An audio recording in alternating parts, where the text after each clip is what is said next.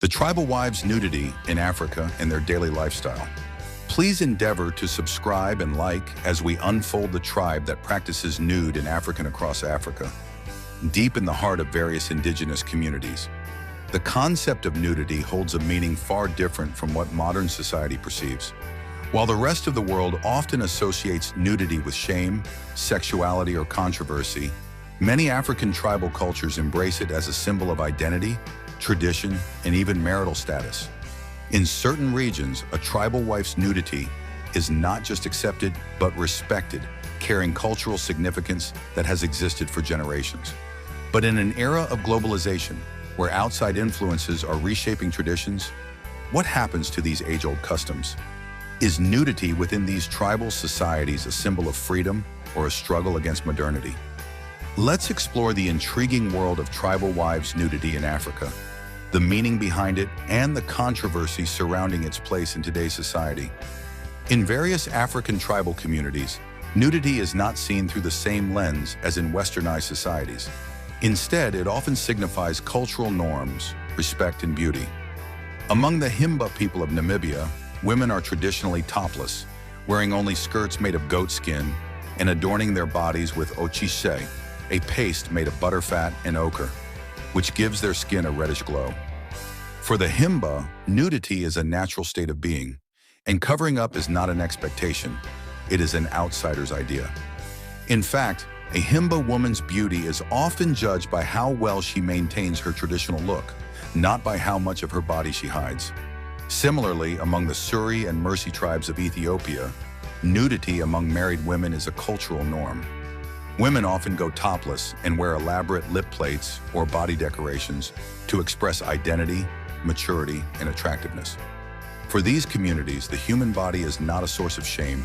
Instead, it tells a story of lineage, status, and cultural belonging.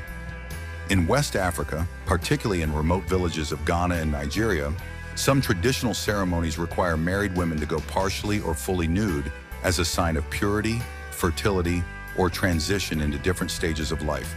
In places like the Krobo tribe of Ghana, initiation rituals involve young women wearing only beads, signifying their passage into adulthood and, in some cases, their readiness for marriage.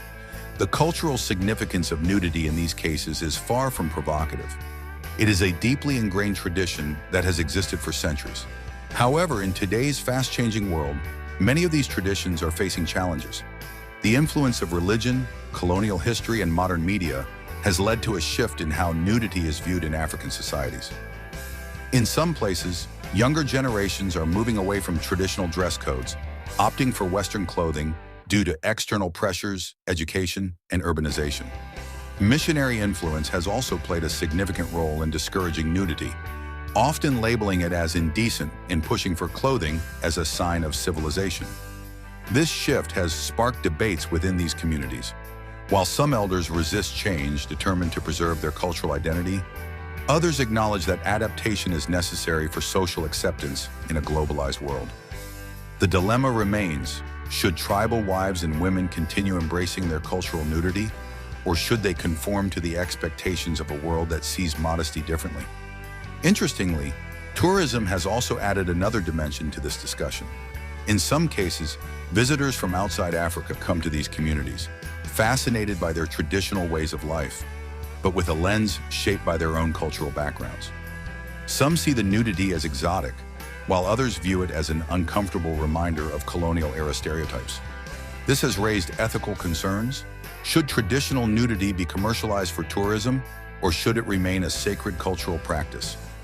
At its core, the nudity of tribal wives is more than just a visual aspect of culture. It is a reflection of identity, values, and historical continuity. For many of these women, their attire, or lack thereof, is a powerful connection to their ancestors, a mark of their role in society, and a statement of cultural pride. But as the world continues to change, the future of these traditions remains uncertain. Will they withstand the pressures of modernization, or will they be reshaped to fit new societal expectations? What are your thoughts on this? Do you think African tribal nudity should be preserved as an important cultural tradition, or do you believe change is inevitable? Share your opinions in the comments and let's have a conversation. If you enjoyed this deep dive into African tribal customs, don't forget to like, share, and subscribe to Afric Tribal for more eye-opening content. See you in the next video.